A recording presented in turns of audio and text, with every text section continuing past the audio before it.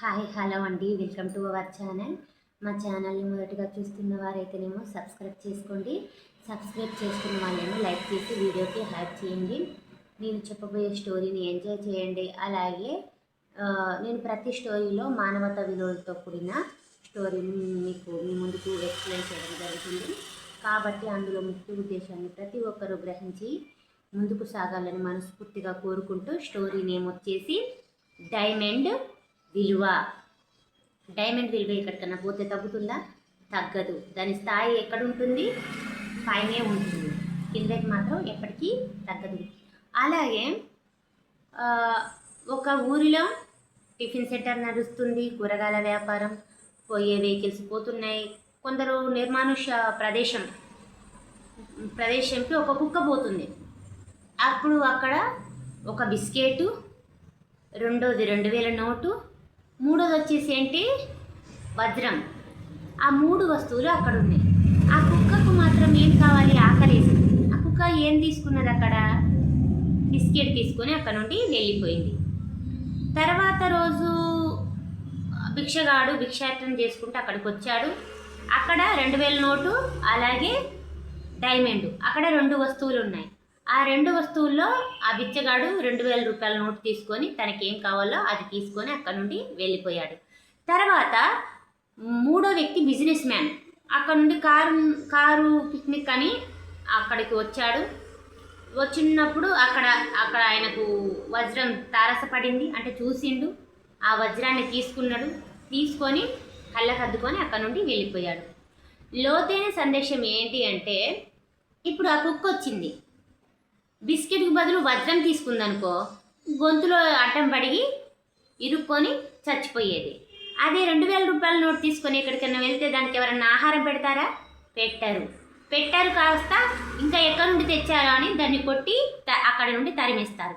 కాబట్టి అది దానికి ఏది కావాలో అది తీసుకొని అక్కడ నుండి వెళ్ళిపోయింది.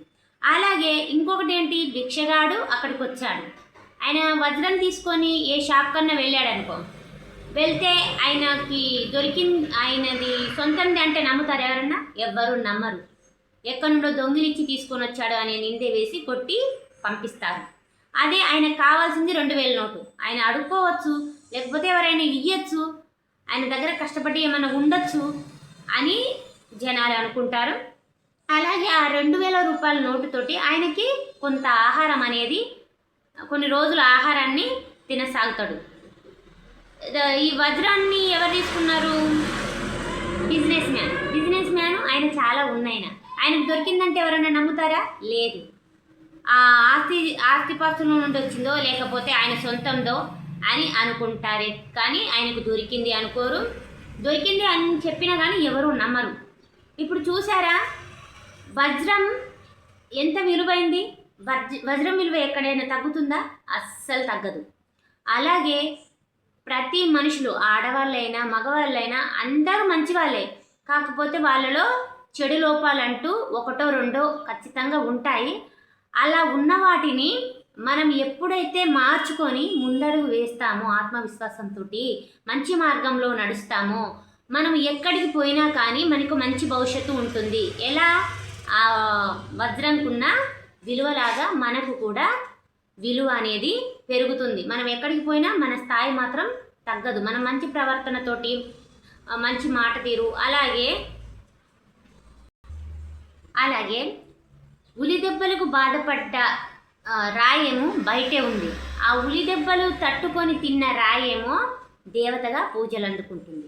చూసారా, ఆ వస్తువు ఏంటి? రాయే, కానీ ఒకటి బాధలన్నీ తట్టుకుంది కాబట్టి దేవుడిగా పూజలు అందుకుంటుంది.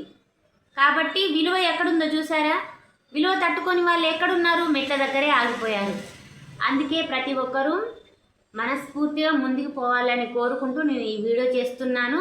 మంచి మార్గంలో నడవాలి. ఒకరి మీద ఎప్పుడు అసూర్యపడద్దు. మన పనిని ఒకరి మీద ఆశయపడుతూ మన టైంని వేస్ట్ చేసుకోవద్దు. మన పని మనం చేసుకుంటూ ముందుకు సాగాలి.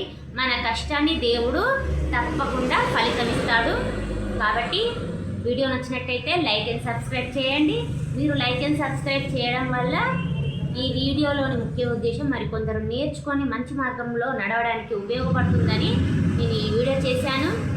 ఓకే ఫ్రెండ్స్, నాకు ఈ ఆపర్చునిటీ ఇచ్చిన యూట్యూబ్ ఛానల్ వాళ్ళకి thank you very much. Bye friends.